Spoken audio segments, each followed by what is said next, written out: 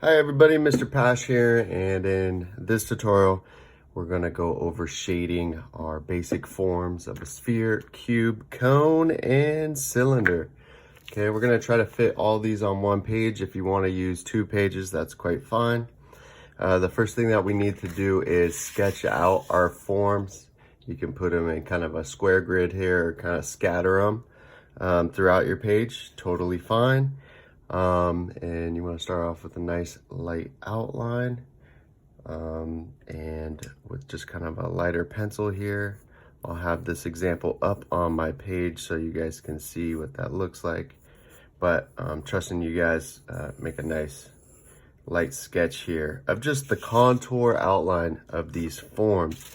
Now try not to make these too small. I would recommend something around 1.5 inches to 2 inches is probably good, to about 2.5 inches.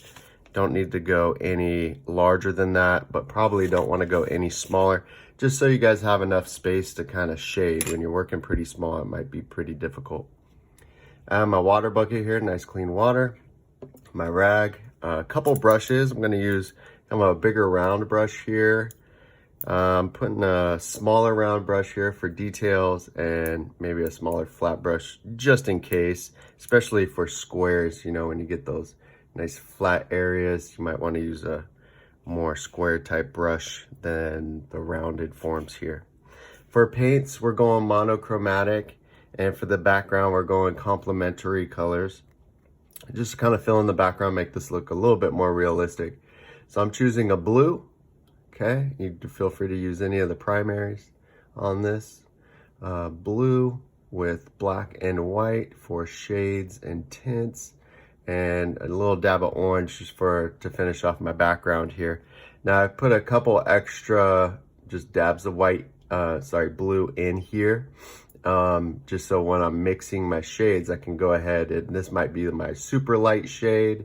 This could be, super light tint. This could be kind of a, darker tint, and so on, to my pure blue here. This is a cobalt blue.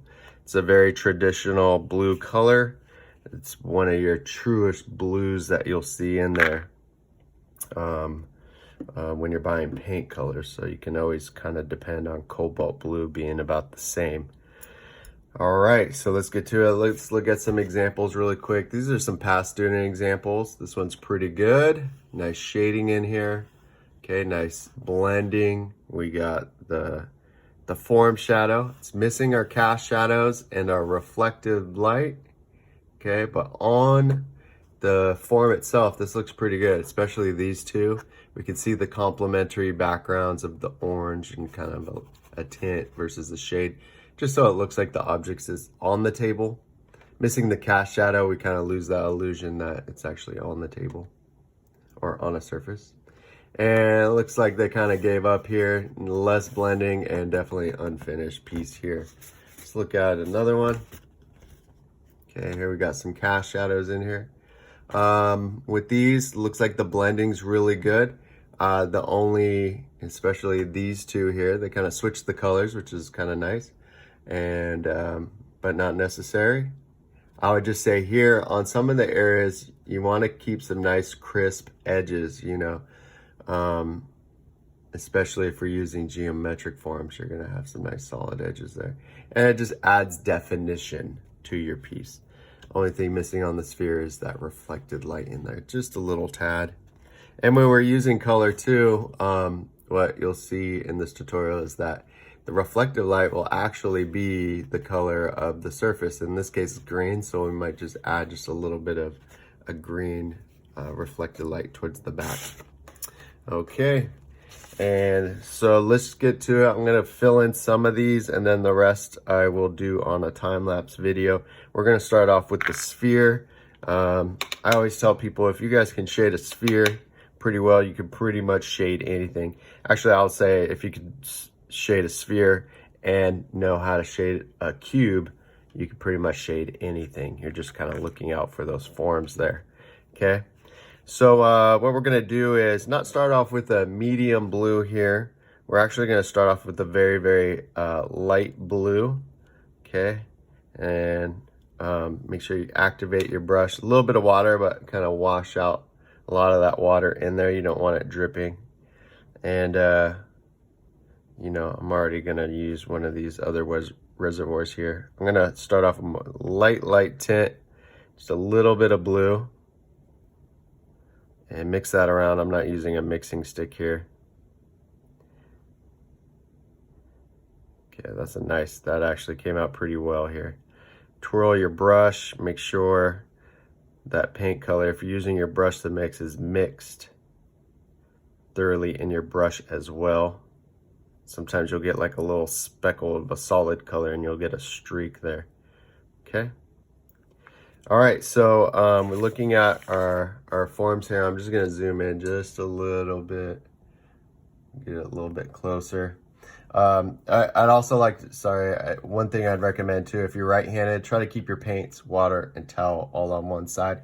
That way you're not, you know, going back and forth. I tend to do that. Like I'll have water on my left-hand side, and sometimes you'll tend to drip. Okay, so I'm gonna move this in more towards the center, and actually I'm gonna do it just because I'm running out of space here. Put the paint over to the left here. I'm already going against my suggestions. All right, so what I suggest doing is just kind of fill in. Now there's different ways, different techniques to do this. Okay, and we're presuming that this is the, not the highlight, but kind of your lightest tint here. And this is pretty much the same techniques and same steps that I like to do in pencil. I like to kind of just fill in with a nice light, your lightest value, and then you can kind of build on top. Okay, and I guess I'll go ahead and do the cast shadow, but maybe leave like a little space in there just so I could see the edge. That's going to be the darkest spot, so it's okay. I'll add in some dark later. Okay. And while you have that open, think about your other forms as well. Actually, I should have mixed some more paint here. We can do the square or the cube. And the cube's going to be a little bit different because instead of shading the whole object, it has different planes or surfaces. And so just like in our 1-point perspective assignment, you're just going to fill in flat color or flat value. So no need to really do the top edge, your super light one, because this is more of a step up. And so we would actually fill that in with a little bit of a darker tint of the blue. Okay. And my paintbrush is getting a little dry, and if you're running out of paint, you can kind of activate just with a little bit of water. Just kind of get that fluid there. And just for kicks, I'll start filling in the cast shadow. This cast shadow on the square is a little different. It rounds out. I don't know if it would do that. I would kind of make it come to a point. And then while you have that light tint, let's do the other ones as well. I'm not going to get to these in this tutorial, but I will get to them in the time lapse, of course. So nice big brush. Another tip for you guys, sometimes, you know, I catch people in art class, you know, using a really small brush, you know, to fill these in. Use an appropriate size brush if you have access to it. Of course, you don't want to use anything too large, but the smaller the brush, you know, the more you have to paint in. It'll take more time. And we want to try to go, even though we're beginners here, we want to try to do it, save some time. And for the cylinder, I'm looking at this. I'll go ahead and fill in the whole thing and even the top edge here because I do have a that lightest tint in there. And that pencil, the pencil should show through just a tad.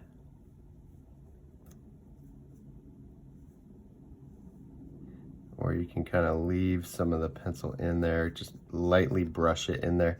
You'll notice that some of these paints, especially if you're using craft paints, tend to be a little translucent. Unless you're using like a matte craft paint, those tend to be a little bit more opaque, which is opposite of translucent. Opaque, you can, the more you're not able to see through it, and that's what we call good coverage. And let's see, I'll do the cast shadow here. Kind of rounds out. Okay, and even blend that in a little bit. Okay. All right. Now, typically what you do now is we'll do kind of the darker shades here, and you kind of do a 2-block value step. So some painters will start off with just your light, like a highlight, and then your darkest shadow, and then blend in between. I kind of do it differently. I don't know why. I don't know if I should pay attention to those skilled guys there, but I kind of like this process a little bit more. Kind of adding a step maybe. All right, and so we got a really dark value here. We're not going to go pure black. We're just going to start off with more blue, okay? Because the blue is lighter than the black, and what we've learned so far is that the darker color overpowers the lighter one here. So we're just going to use a dab of black. Don't need too much. We don't want to overpower the color. Okay. Maybe just a tad more here. All right. And now what we want to do, that looks pretty good. I go a little bit darker. Kind of a midnight blue here. Okay, remember this one's going to be your darkest shade. So what we're going to do here is follow the shape. Okay, we're not going to really worry about blending at this point. But let's block in the shape of that. We're leaving some room for the reflected light. Little bit of dab of water because my paint's not running too well. Now this goes to the edge here, and about where that cast shadow is, that's where it doesn't really go back to that back edge, but we get some reflective light in there. Okay, notice that dark part is actually bigger. Really try to get this shape down. It's more like a crescent moon shape. All right. And it's okay if you go a little bit bigger than your shadow here, because we're going to do some overlapping, and most paints, even if they're opaque and matte, they're naturally a little translucent. So we're going to do some overlapping here. And now we can go to this edge here. Be really careful about the edges. Try to create a nice crisp edge. I made this sphere a little oblong. I didn't do too well there.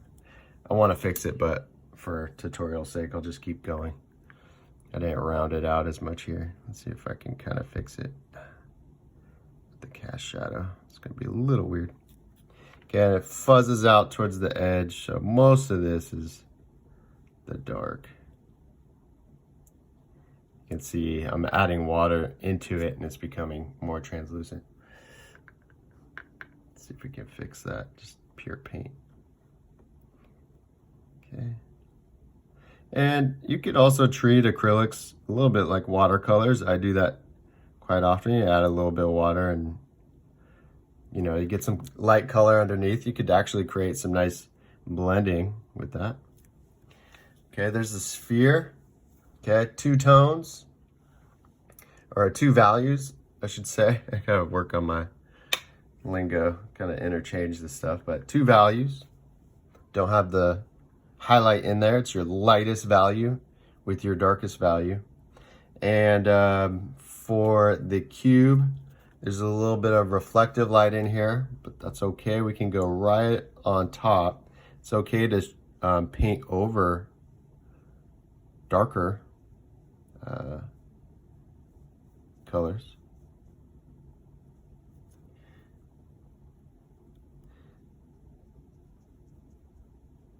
Really fill that in. And if you really wanted to kind of preemptive strike here, maybe just kind of add a little bit of water. So where the reflective light is, maybe the value is just a little bit lighter there.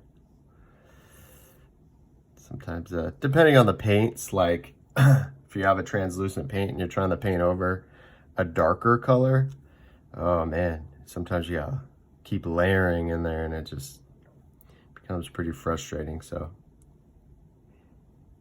you know, it's about experience, choosing your paints wisely, knowing what, you know, what the colors look like versus, you know, if they have good coverage or they're translucent.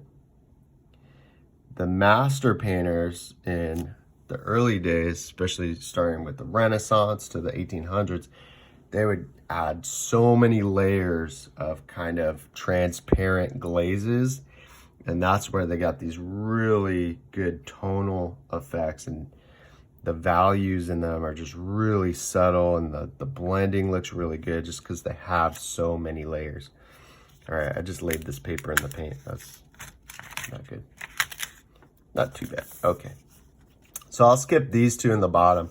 We'll just kind of focus here on the top. Okay. All right. Now I want to clean up my brush. Get that black out. Make sure you really kind of swish down at the bottom. Okay. Scrape the brush and use that towel up in the corner and get some of that water out. Now, if you're not using a brush, leave it out like that after you dry it. Don't leave it in the bucket, you know, bristles down, because that will bend your bristles, and that's when they start to splay out and they don't work that well anymore. You want a nice crisp, keep your brushes pretty crisp. Okay, so now what we're gonna do is, now I like to shade from dark to light, and we're gonna go maybe with a more solid blue now into some of those subtle tints all the way to the lightest tint here. And the best thing for blending is what we'll call the wet into wet technique. So it's about keeping your paint wet here. Hopefully this cube is dry, because I need to use this space here. And so we'll go right over the top.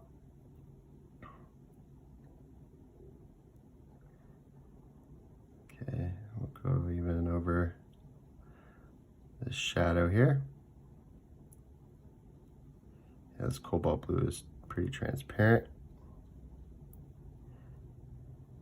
Okay, and this is the hue of the ball, right? This is the color. The light is affecting that color.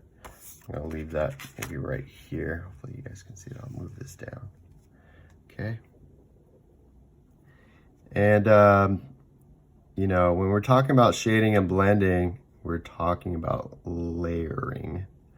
Even with pencil, you know, you want to layer your pencil. In cartoons and stuff like that, you can create some pretty good value changes using hard shading, and that's just like not blending, but creating value steps, as you see in a lot of cartoons. All right.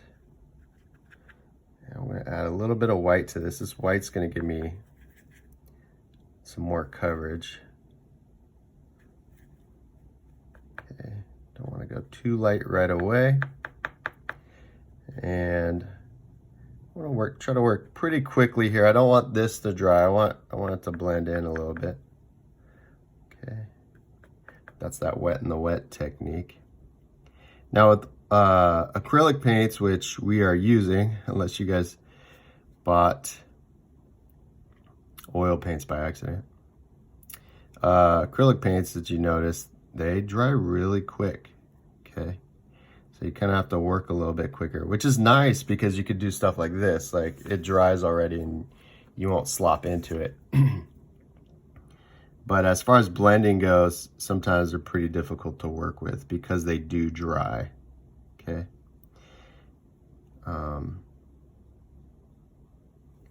It just depends. Some people like that layering technique that I was talking about with the old masters using glazes. They're using oil paints and it didn't dry, but you could do that really well with acrylics because you allow it to dry and then you kind of overlap what we did with the shadow here. All right, so I'm gonna keep this blob of paint here and I'm just gonna add a little bit more white to it. Out of space. Let me higher this just a little bit. So a little bit more white will give me a lighter value. Move this over a little bit. Keeping that crescent moon shape, we notice that, the center points here kind of rotates around. And we'll go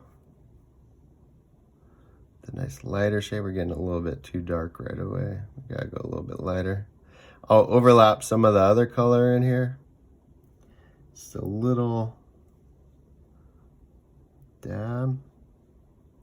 Looks like I'll have to add in some more of that blue. Maybe use some of this for the shadow here on the edges already. My brush is getting pretty gloppy with paint. I'll scrape some off of the edge here.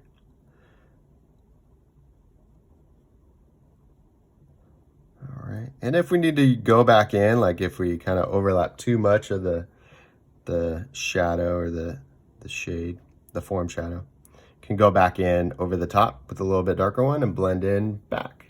Okay, kind of a push and pull effect. All right, now I'm gonna go, I think I got a little bit too dark. I'm gonna go a lot whiter, so I'm gonna add in some white here. I'm still gonna continue to use this. Use this side here. Keep this. Hopefully it doesn't dry, but maybe we can use that. And let's go with a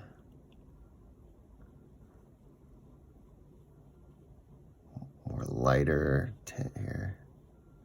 And we're gonna wrap around this one. It's gonna look like the AT&T logo kind of.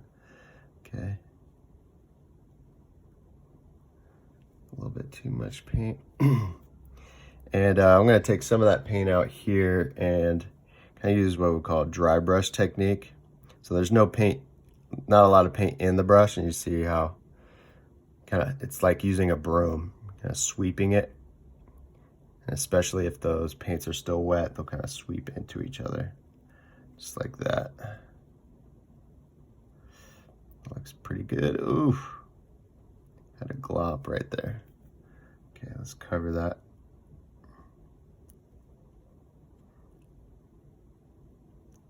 That's what happens when I try to go too quick.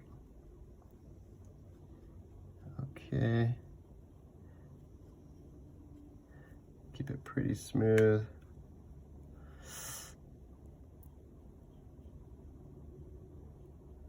All right. Gotta bring this down. Trying to go down too far. All right. Lighten this up a little bit.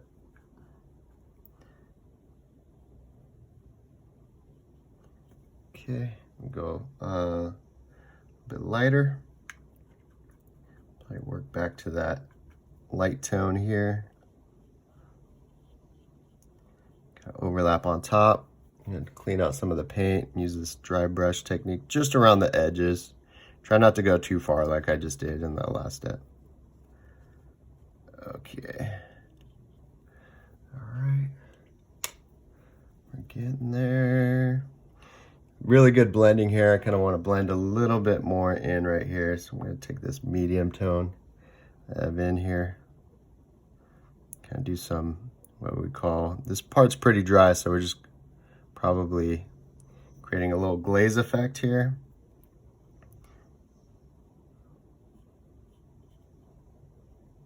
Try not to go too far. Dab the brush a little bit. All right. Let's use some of that regular blue. Clean out your brush. Ooh, I got too much white in my brush. I want some of this pure blue here. There we go. Nice blue.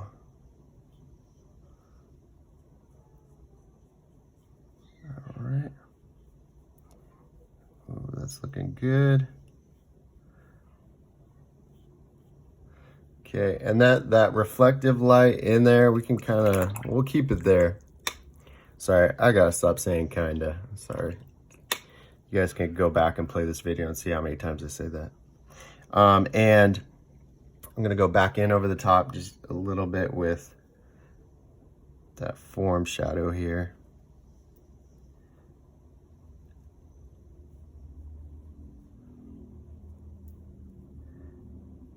Nice blend. It's hard. You guys will have some, it's not easy, I should say. Takes definitely a lot of practice. But you know, things with paint, we can do this push-pull. You know, if we go too light, we can try to go a little bit darker. Just try not to get too frustrated and just mix everywhere. And if you need to, start over. Like if you feel like you got too far. All right, so now here I'm gonna do kind of some lighter edges here. So it blends in right there. And I would say the reflective light's more of a mid-tone. That's usually what I recommend to people. And we're gonna do an orange background. We'll put in some orange right over the top of that.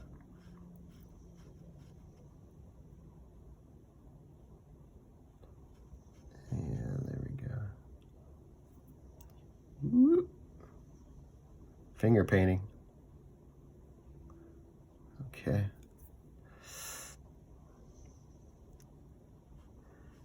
Okay. And that looks pretty good. There is a little bit of blending for all you OCD people out there like me. There is a little bit of blending from the form shadow into that reflective light here. I just make sure, remember that this reflective light is not as bright as the highlight. Okay. All right, that looks pretty good. Now, this is my favorite part here. You guys ready for it? We haven't even used pure white yet. Looks like it, maybe. But we're gonna take a little dab of white. Okay, and this is gonna be a really shiny ball here. And we're just right in the middle here. Got a little highlight. Brighten that up. Just like, there's the light bulb shining on this guy here. Cool. It's looking pretty good. We're almost at 30 minutes. I'm gonna fill in the background here. This is how we're gonna do that. You guys can go with the pure color here. I like to maybe tone it down. I should say tint it down just a little bit. Maybe a little bit more. Let's say, let's do the table lighter than the background. And so this is what I like you guys to do. Is hard to see in the first example here, but draw a little line right here going through. This is going to be the table's edge. Okay. Nice crisp edge here. Okay, we already did most of the work. And kind of just taper that out. We don't need to finish that. Do a little bit of dry brushing in here. Just barely scrape the edge here. Kind of blend that in to the blue.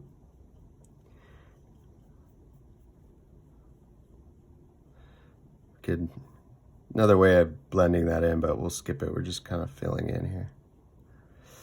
Okay, so just kind of scratch the edge. Not a clean edge there. Okay, fill that in. I'm gonna change the position of my body here, and let's see if we can go nice even stroke here.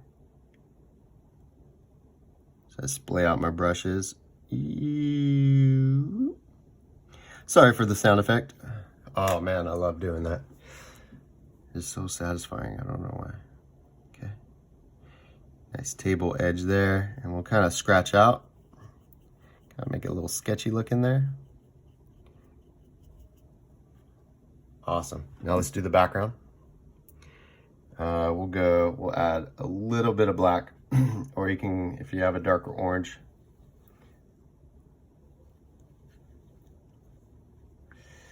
Just a dab of black, a little bit more orange for color. See what I'm doing here. Okay, a little bit more contrast there. Remember, when you're adding black to orange, you're gonna get more of a brownish color. Let's go a little bit more color in there, a little bit more hue. There we go, come in nice.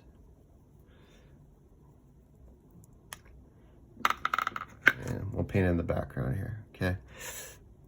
Try to create a nice clean edge. I'm gonna zoom in on this, ready? Okay, best way to paint edges. Can I get close to it, close to the edge? Okay, let's see if I can focus a little bit more. Split out the brush. You got a lot of paint in there. Lots of paint in your brush. Do a sweep. I'm gonna stop right before I get to the edge because I know I'll probably mess that up. Okay, same thing here. Gonna sketch that out. And then on the other side, oh, let's see how that makes it, doing this background kind of makes it I said kind of again, makes it look like it's in the real space. Oh, I messed up a little bit. Look at that, a little glop. Let's see if I can scrape that off. Nope. Oh well.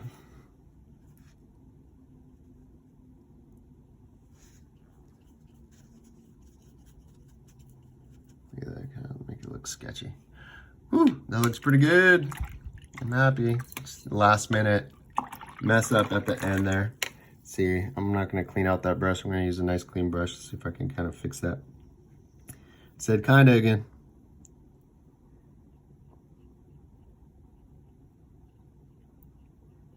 If we were in class, I'd have like a little jar. Every time I said kinda, I'd put in a quarter. And then probably in about a day, we'll have a pizza party. All right, just kind of clean up that again. Luckily, my paints didn't dry out there. Clean this up. All right, looking good. One little splotch there for some reason. Gonna fix that. Oh, I had too much white in my brush. Let's go pure, a little bit of shadow. Okay. All right, that's it, folks. You can see how I kind of said kind of again. Too much. I'll just stop the video, but you guys can see how I worked. Start off with two-tone values. Your lightest value with your darkest value and blend in between, and then kind of back forth, just to create some overlapping and overlaying there. And I'll finish this off with the time-lapse video. All right, thanks guys.